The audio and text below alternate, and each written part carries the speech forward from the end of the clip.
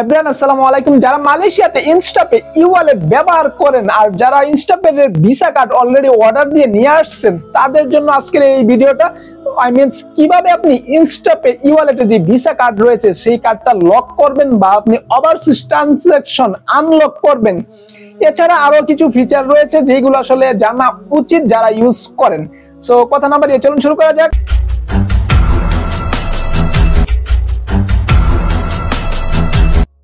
তো কার্ডটা আপনার হাতে আসবে, আসার পর অবশ্যই কার্ডটা আপনি অ্যাক্টিভ করে নেবেন। অ্যাক্টিভ করার পর আপনি ইনস্টাপে ই-ওয়ালেটে ঢুকবেন। অ্যাকাউন্টে ঢোকার পর সবার উপরে আপনার কার্ড স্ট্যাটাস অ্যাক্টিভ, ঠিক আছে, আপনার আসলে ব্যালেন্স নাই আমার এখন। তো এই কার্ডের উপরে আপনি ক্লিক করবেন। কার্ডের উপরে ক্লিক করার পরে আপনার চলে যাবে কার্ড ডিটেলসে।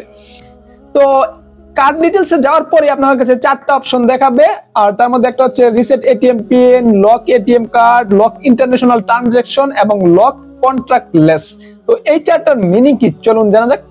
তো সবার প্রথমে রিসেট এটিএম পিন। সো এইটা আসলে আপনি হয়তো বুঝতে পারছেন যে আপনার পিন কোড রিসেট করবেন কিভাবে, এটা নিয়ে পরবর্তীতে বড় সড় একটা ভিডিও আসবে।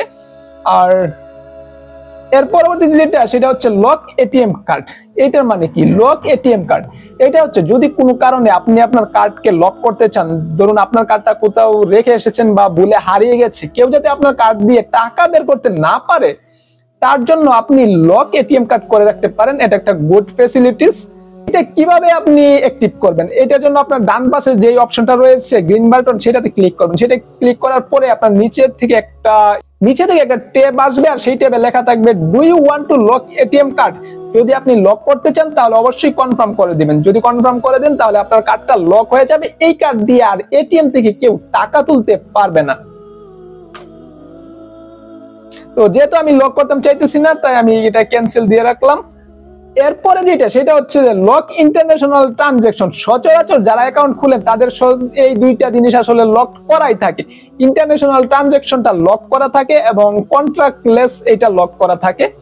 ইন্টারন্যাশনাল ট্রানজাকশন আপনি অন্যান্য কান্ট্রিতে লাইক আপনি বাংলাদেশে রেমিটেন্স পাঠাবেন, এইটা আপাতত লক করা আছে। তো এটাকে আপনি আনলক করে দিতে পারেন।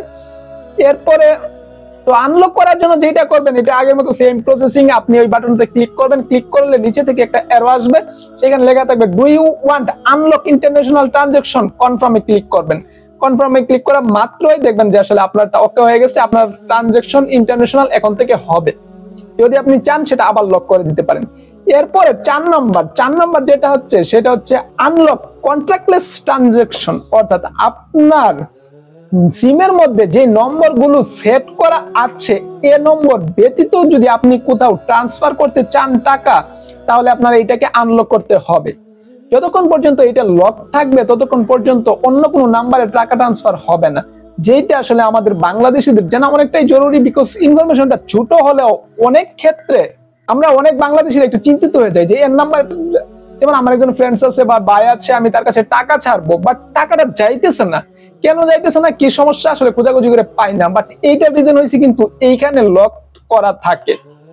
এইটা নতুন ক্ষেত্রে কিন্তু লক করা থাকে, এটাকে আনলক করতে হয়। তো যেহেতু আমি চাইতেছি কন্ট্রাক্টলেস ছাড়াও টাকা ছাড়বো, তাই সেটাকে আমি আনলক করে দেবো।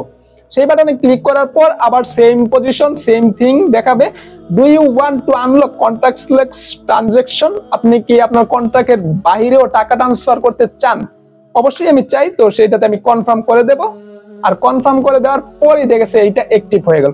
তো এবার আমার চারোটাই দেখেছে আমি অ্যাক্টিভ করে রাখলাম যে আমি ওভারসিজ ট্রানজাকশন করব, আমার কার্ড আনলক করে রাখলাম, প্লাস আমার লক কন্ট্রাক্টলেস এটাও আনলক করে রাখলাম।